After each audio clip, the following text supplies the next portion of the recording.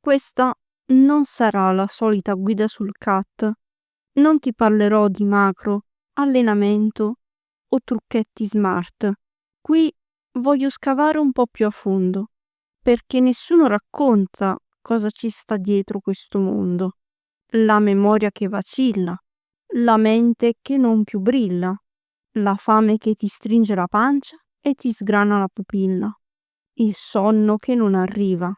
Eppure c'è quella spinta, viva, la soddisfazione di vedere cosa c'è davvero sotto, di sentire un quadricipite che spinge a più non posso, una vena sulla spalla, quel pump che ti sballa, la combo magica, carboidrati e creatina, che in mezz'ora ti trasforma in ballerina.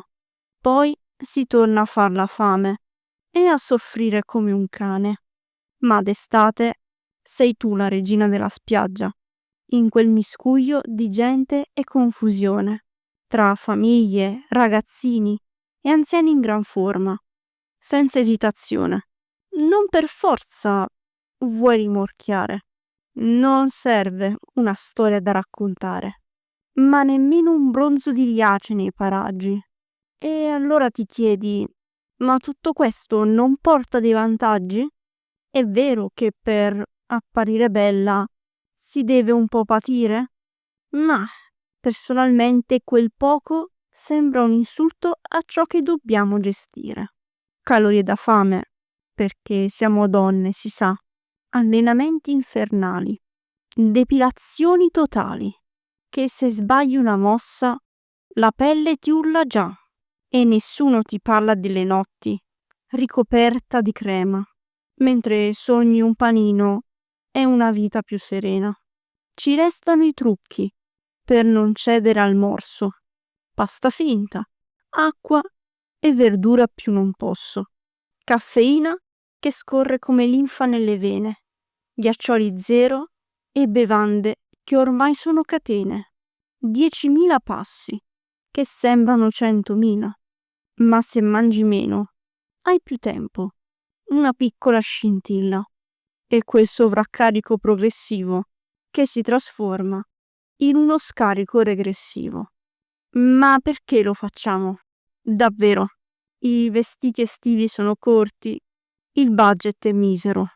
O forse ci sentiamo troppo stretti nella pelle e il caldo ci costringe a togliere le nostre barriere più belle. Forse è la vergogna o un eco di adolescenza che ancora qualcuno sogna, l'ossessione per l'immagine, il peso degli sguardi, quando invece da adulti nessuno ti guarda e queste fisse sembrano svanire poco più tardi. Chi se ne frega della prova costume? Nessuno guarda nessuno. Pensiamo durante un attimo di acume. E allora? Forse ogni palestrato è un po' vanesio.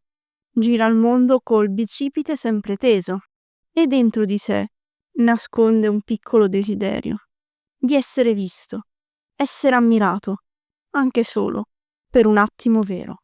Dentro di me convivono due forze, l'ossessione per l'immagine e il menefreghismo che d'inverno stracci mi fa indossare.